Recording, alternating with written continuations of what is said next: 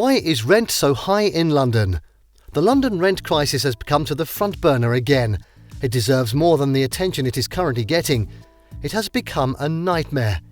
After plenty of searches online for different types of accommodation in London, it has become clear that those living in London and those just moving there are in for a tough housing crisis. Renters across the United Kingdom, not just in London, now have to go through extraordinary stress to secure just a room. That is why a little deeper probe will reveal that so many are homeless in London. They simply can't afford the exorbitant rent. We invite you to let us look at the question, why is rent so high in London? Is the situation really bad? We understand that situations like this can be exaggerated and blown out of proportion. That's why we won't just look at the prices. We'll also examine what individual renters are going through as explained by them. Let's consider a few cases illustrating the challenge of high rent in London. Case 1. 22-year-old Rebecca Blazquez, a resident of Madrid but looking to move to London for her master's degree, described her experience as nightmarish in November 2022. She had searched online for a room in London on a budget of £900 for weeks with no result. She sent over 100 messages to different ads but got only a reply to 30. The responses she sent to landlords and vacating tenants kept producing the same result, that the rooms had already been taken. This renter said that her apartment hunting experience this time was a far cry from that of September 2020, the last time she rented in the city. This time she only settled for a place in a less desirable location outside the city. She rented it without seeing a video or even a picture of what she was paying for because she was so desperate. But her ordeal is never an isolated case. It's all too common. Case 2. Another renter, Greg McLaughlin, who works for a cryptocurrency exchange, had a similar experience. He said at the beginning of what he described as an exhausting 6-week search for a room in October 2022, he was often required to deposit an amount equivalent to 8 weeks' rent. He paid £11 as a weekly subscription so that he could respond to any ad within 7 days of being posted. He eventually had to rush to accept an offer of £950 for a room in a 5-bedroom house. Meanwhile, the landlord warned him that the rent could increase, but he was at least relieved as everyone is super on edge. You can no longer hesitate in a market where everyone is looking for accommodation. Case 3. Consider a more surprising case of Sally Vince. She should normally not be among those feeling the heat of high rent because she works in commercial property. Yet she said she had what she described as a very stressful time looking for a room on a budget of £700. She had to compromise a lot on many things, including how many people she'd lived with, the amenities available, and the overall condition of the flat.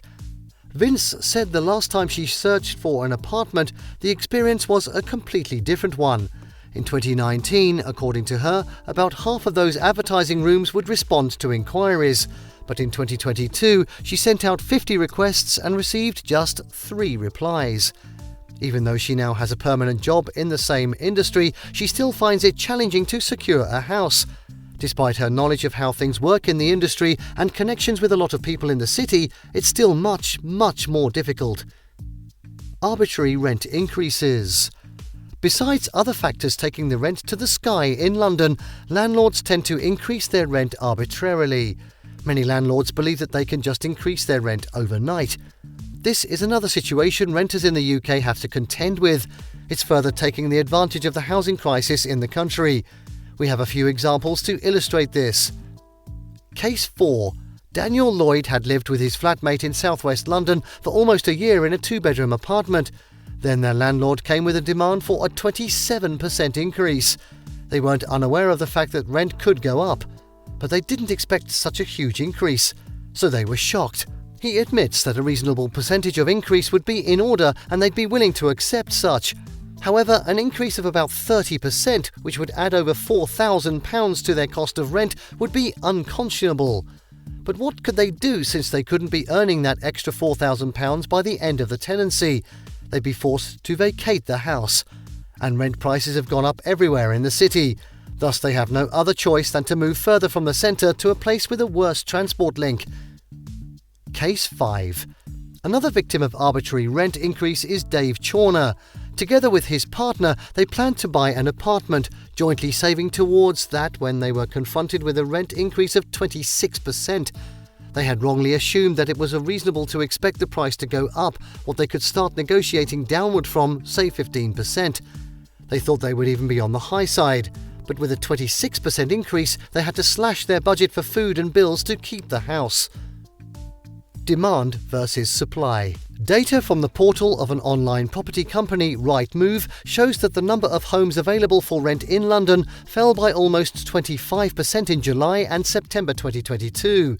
Similarly, Jeremy Leaf, the CEO of Jeremy Leaf & Co.'s, another real estate agency in North London, said that the number of properties advertised on his agency's website has gone down by as much as 40%.